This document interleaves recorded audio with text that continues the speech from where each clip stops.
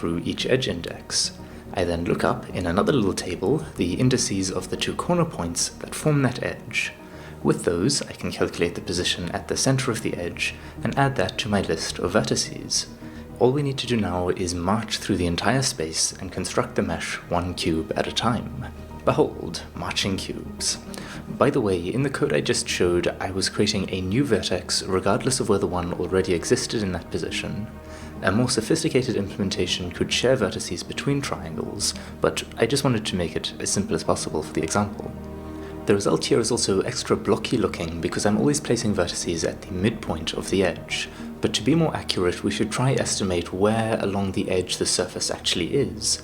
For example, if the value at the bottom of an edge is -2 and at the top it's 3, and the surface value was say 0, we would estimate that the surface is 40% up from the bottom of the edge, since that's where 0 would be if the value was changing linearly. Alright, so once I'd kind of wrapped my head around these ideas and convinced my triangles to behave themselves, I started experimenting with a little terrain editor. This works simply by adding or subtracting from the points under the brush. It's a little slow and finicky at the moment, but still kinda cool to play around with, so I'd definitely like to improve it at some point. I then began experimenting with layering noise in increasing frequencies and decreasing amplitudes to generate terrain.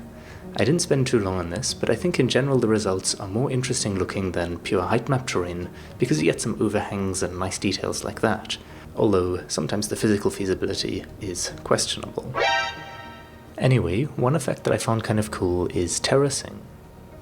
So the value at each point in space is being calculated as negative position.y, which creates a ground plane, plus the noise value at that position.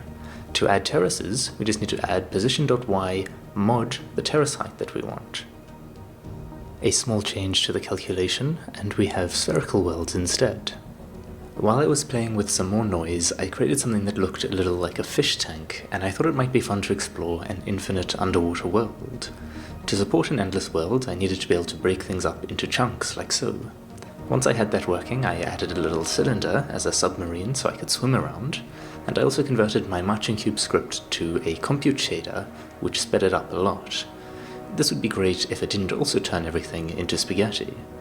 The problem was that I was adding vertices one at a time, and because this is multi-threaded, vertices from other threads were getting added in between, messing up the order of the triangles. I've only recently started learning about compute shaders, 2 episodes ago to be precise, so I'm not sure what the correct way to tackle this is, but my crude fix was to create a triangle struct, assign 3 vertices to that, and then append that to the buffer. Finally, I upgraded the submarine from a cylinder to a capsule, plus some turny bits, and I was away.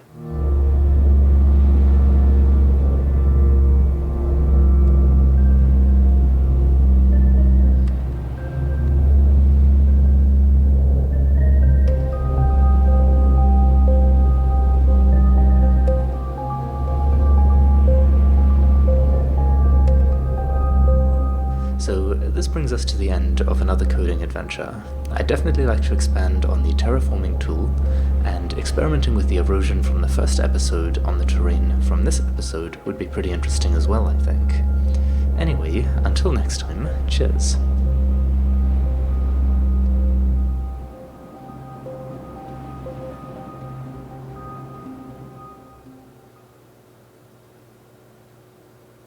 Hello and welcome to another coding adventure. So while I was messing around with ray tracing last episode, I came across a technique called ray marching, which lets one do some pretty cool stuff. But before we can get to the cool stuff, we need to be able to calculate distances, starting with the distance between 2 points. Fortunately, Pythagoras has this one figured out already.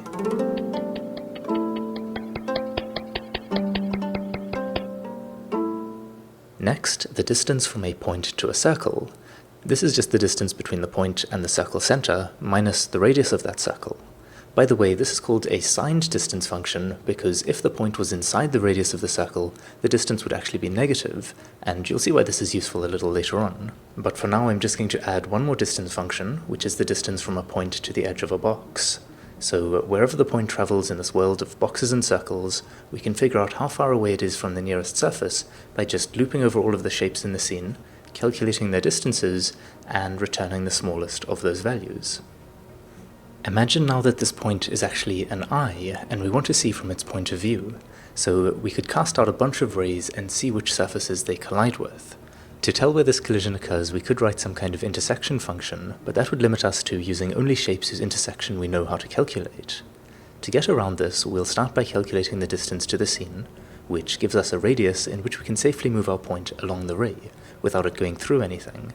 We then simply repeat this process until the distance becomes really small, which means we've collided with something. So ray marching really just means moving a ray along in small steps until you find an intersection. The example I'm showing here is a type of ray marching called sphere tracing, which speeds things up by using the radius of this sphere, or circle that we're calculating, as the step size. If you extend this idea to 3 dimensions, and manage to not screw it up in the process like I did, you can then render cubes and spheres and really any other shape that you can define a distance function for. With this representation, we can do some interesting stuff. For example, take this function which calculates the distance to a cube and a sphere, and returns whichever is smallest, in other words, the min of the 2 values. If I change it to the max of the 2 values, suddenly both objects disappear. This is because the surface of the shape is where the distance is 0, and the only way the maximum of 2 values is going to be 0 or less is if both values are 0 or less. In other words, we've created a new shape that only exists at the intersection of the cube and the sphere. If I then multiply the distance to the sphere by -1, this will essentially invert the sphere, making the outside of it solid and the inside hollow. So the shape now only exists at the intersection of the cube and the outside of the sphere, meaning wherever the inside of the sphere touches will get cut away. This ability to invert a shape is one of the reasons why it's useful for our distance function to be negative on the inside. Another cool thing we can do is replace the min function with a smooth version. So, for example, say we have 2 equations, this would be the min of them, but a smooth min would look like this. The result of this is that objects that are close together will be blended together, which I find tremendously satisfying for some reason. The smoothing can of course be dialed down to more reasonable levels, but I prefer it like this. Yet another thing is, notice how dramatically the number of ray march steps increases as we get close to the edge of a shape. We can use the starter to generate a nice glowing outline around our objects entirely free of charge.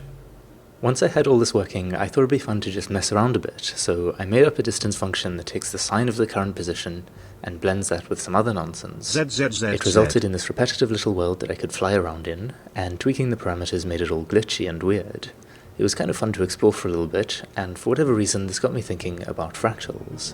Since I've previously made a very underwhelming visualization of the Mandelbrot set, I searched for some kind of 3D variation on it, and came across a distance function for the Mandel bulb. I have no idea how it works, but I plugged the code in and let it run, and I think the result is somewhat mesmerizing.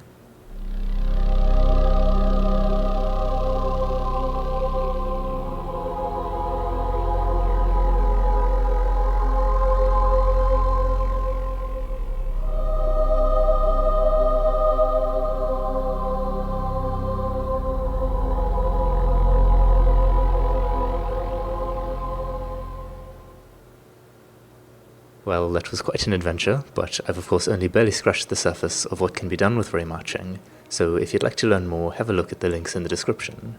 You can also find my project files there if you'd like to play with the stuff I showed in this video. Anyway, I hope you'll join me on more coding adventures in the future, but until then, cheers.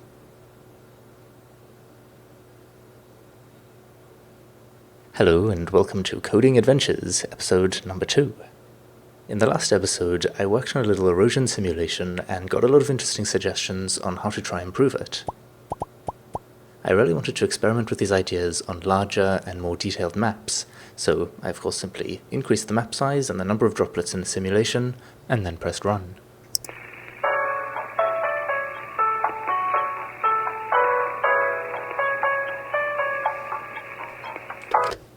I couldn't wait forever, so I decided to try the suggestion of converting my erosion code into a compute shader, which would mean that instead of each droplet being simulated one at a time, loads of them could be done in parallel on the GPU.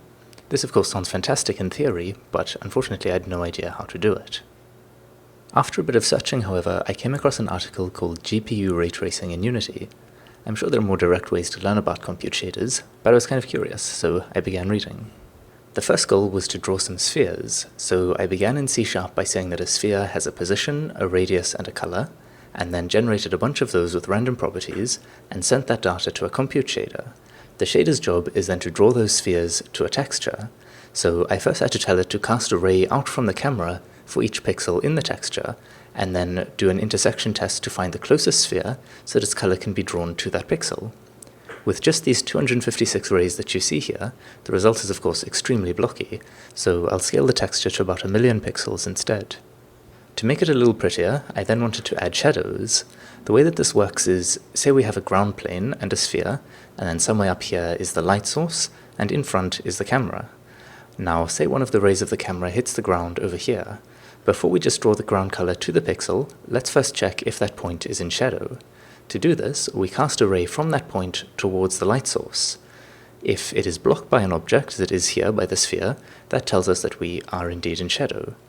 Of course, in reality, the rays come from the light source, not the camera, but most of them will fly off in other directions and miss the camera, so by doing it in reverse we get to save time because we can just calculate the few rays that do actually hit the camera. Here's my little scene again, this time with shadows. I also made the spheres bob up and down, just for the joy of it. The last thing I wanted was reflections, so now when a ray hits something, it should bounce off and keep bouncing until it reaches the max bounce limit that I defined. So the color for this ray should be a combination of this sphere's color, and the sky color. Okay, now I'll add some simple shading in to make this look a little better, and then I'm just going to scooch the camera over a little so we can see this better, and increase the light bounce limit to 1, and all of a sudden you can now see reflections. If I increase the bounce limit to 2, we can now see reflections in those reflections. At 3, reflections in the reflections of the reflections, and so on. Now, the article I followed does go a lot further than this, so I think it's really worth checking out if you're interested. I'll leave a link in the description. But by this point, I was feeling ready to tackle the task of converting my erosion code to a compute shader.